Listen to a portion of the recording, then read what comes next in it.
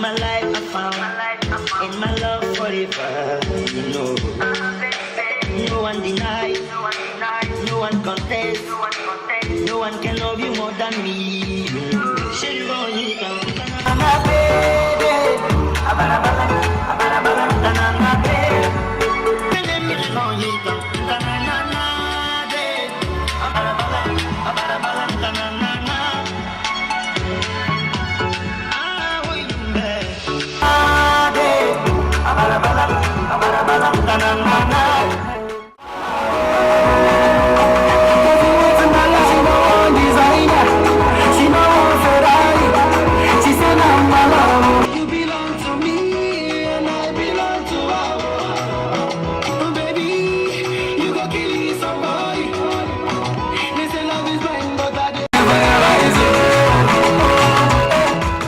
Let's move on to Zimbabwe, number 1.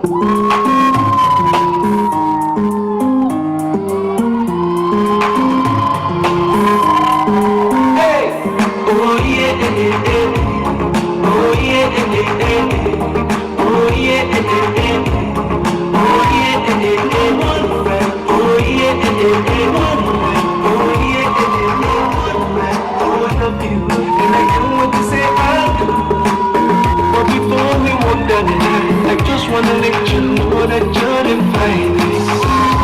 You'll be the finest, you're the brightest. The way you the shine, you the bling like me, you're the highest.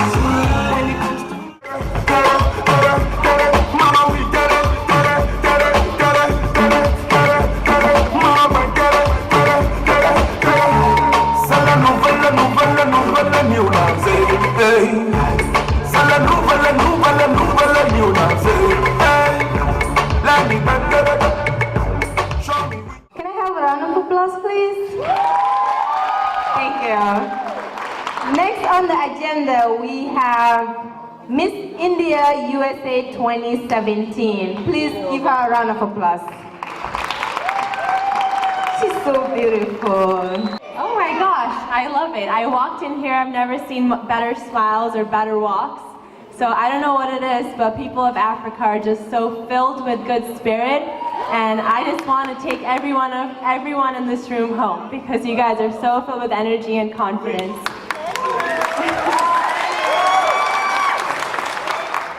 So my name is Shri Sani, and I was crowned Miss India USA this past December.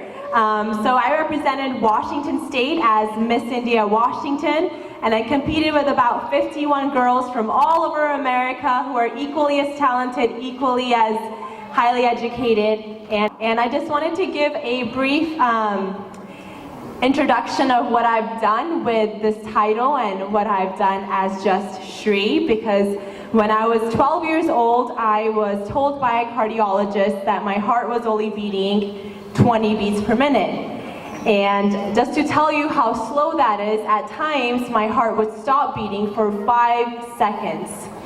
And at age 15, I decided to take that obstacle and talk about it and talk about how I overcame that. And not only was my physical health shaken, but emotionally I went through so much growing up in middle school and high school and being a person of color in a town where there weren't that many girls who were of color. So I started my nonprofit. So I just wanted to thank the Miss Africa Washington organization for giving girls this platform, giving them the gift of confidence, the gift of this life skill of coming up on the stage and talking to leaders like you in the room, because they take that confidence and they show that confidence when they go home, when they go back to their businesses. So you're not just changing possible, and I just want to thank you guys for listening to me. I hope you stay in touch. Much love. Thank you. Thank you, Miss India. Thank you. Thank you. Thank you. A round of applause, please.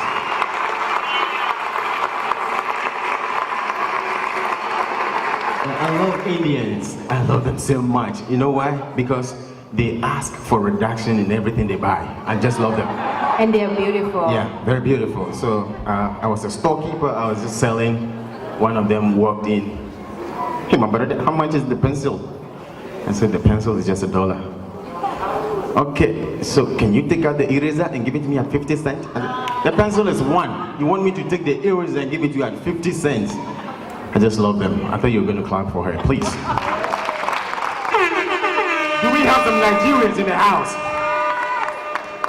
We just have one Nigerian? That's it. I would like to bring Miss Sierra Leone as she presents her platform. A round of applause. Good evening, ladies and gentlemen, honorable judges. Welcome. My name is Lucinda Yewo Masakoi, and I am proud to represent my Lioness of Mountains, Sierra Leone. Tonight, my platform is fighting against domestic violence. Growing up as a child, I saw how my mom struggled throughout her marriage. I saw how she transitioned from that weak woman into the strong woman she is today. Domestic violence deprived me of a motherly love at a very early age. I was scared. I couldn't understand how a woman who was so humble, who cared for her children so much, would have to go through so much pain, just in the name of culture. Isn't it written in the Bible that women are meant to be beaten anyhow? Domestic violence has become a social issue. Taken in other countries, we hear cases of domestic violence. 92% of women are being faced with domestic violence in Sierra Leone, Africa, and the world at large.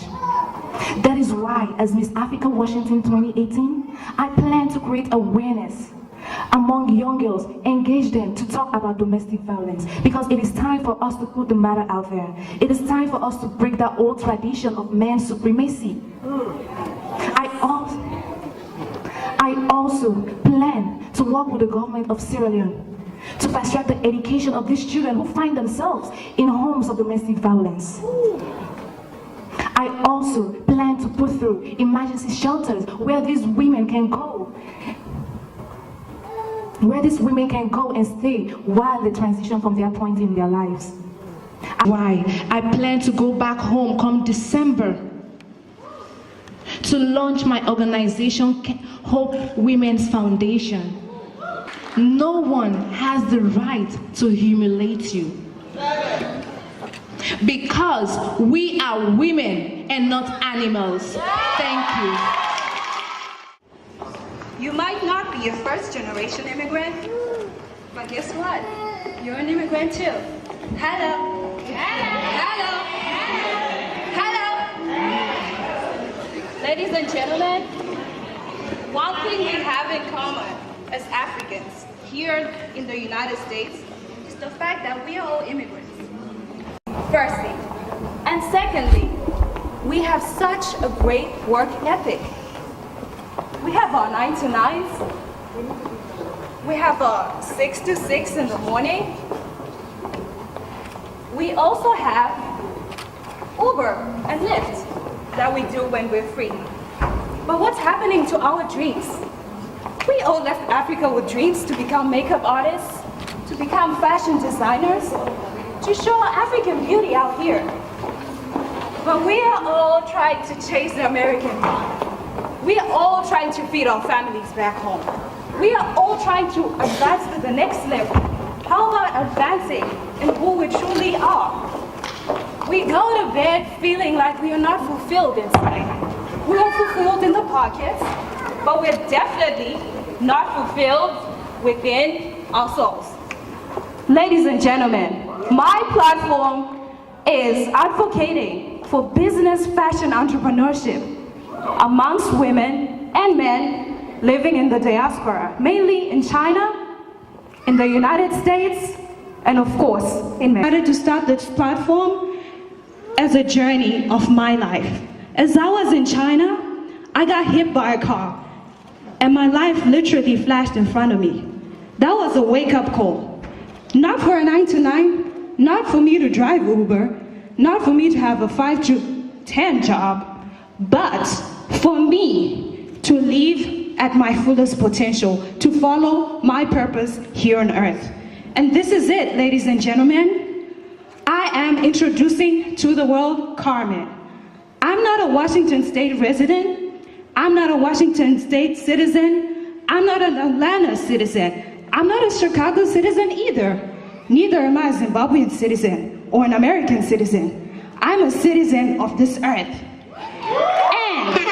my word shall be heard from one city, from one country to the next. From Zimbabwe to Egypt, to China, to Mexico, to the United States, and back to America, back to Africa. Ladies and gentlemen, are you with me? Let us show our African heritage everywhere we go.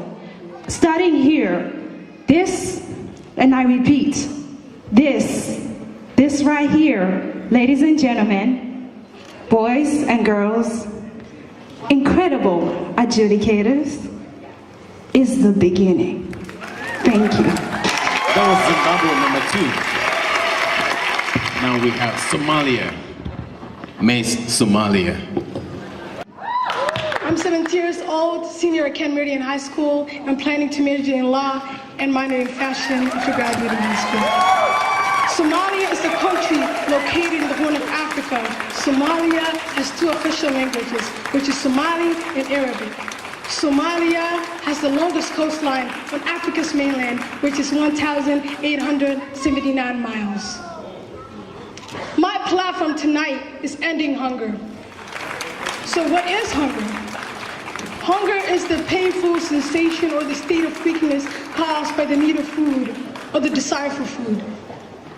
I chose this platform because after having grown up and seeing people in my own community, my own relatives lack resource and in need of food, I realized it was time for me to make a change in this world, especially the city I was born, the city that raised me, Degabur, located in the eastern part of the Somali region in Ethiopia. Food is one of the basic necessities that everyone needs and everyone deserves to have. According to WFP, not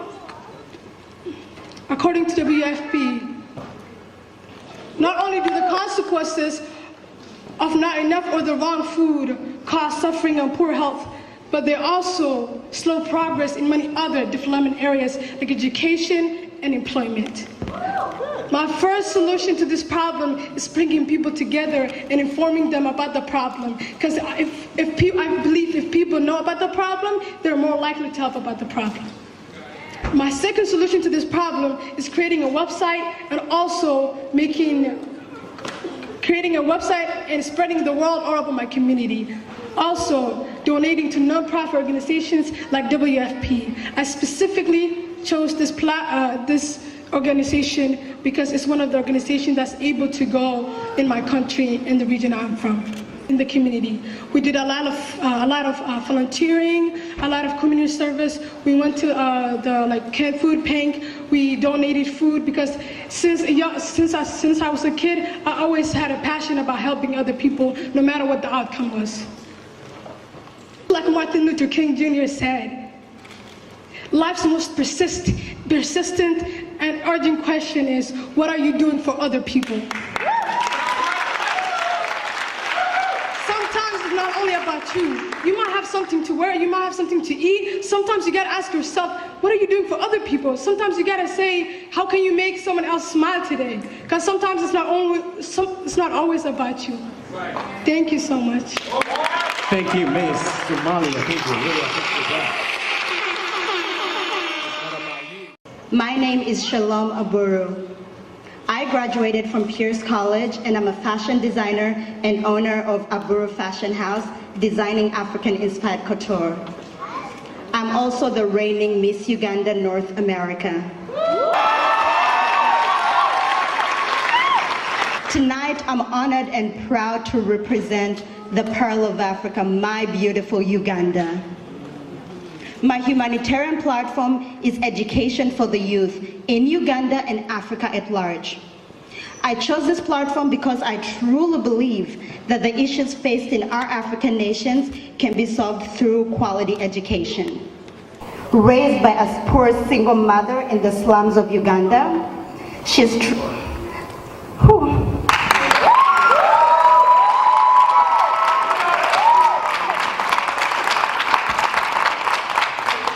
struggled so that I could have an education. Without that hard-earned education, I wouldn't be here today. However, many of our youth are not as fortunate. According to the UNESCO Institute of Statistics, 40% of the youth in sub-Saharan Africa and 18% of the youth in Uganda above the age of 15 are illiterate. Now, how many of us tonight believe that the youth are our future?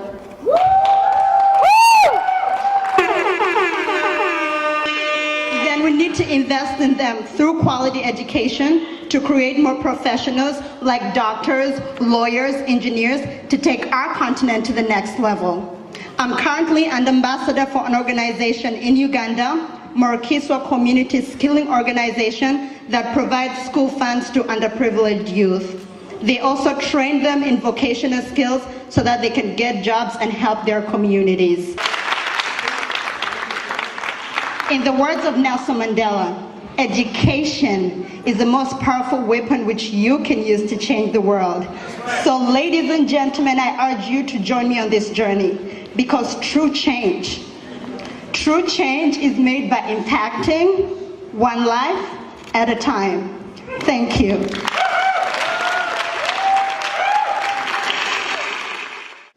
Good evening, ladies and gentlemen.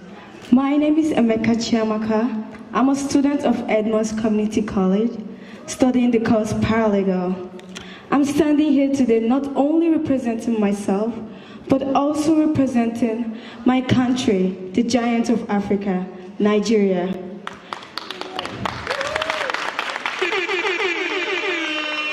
Thank you. There is a voice I've come to amplify today.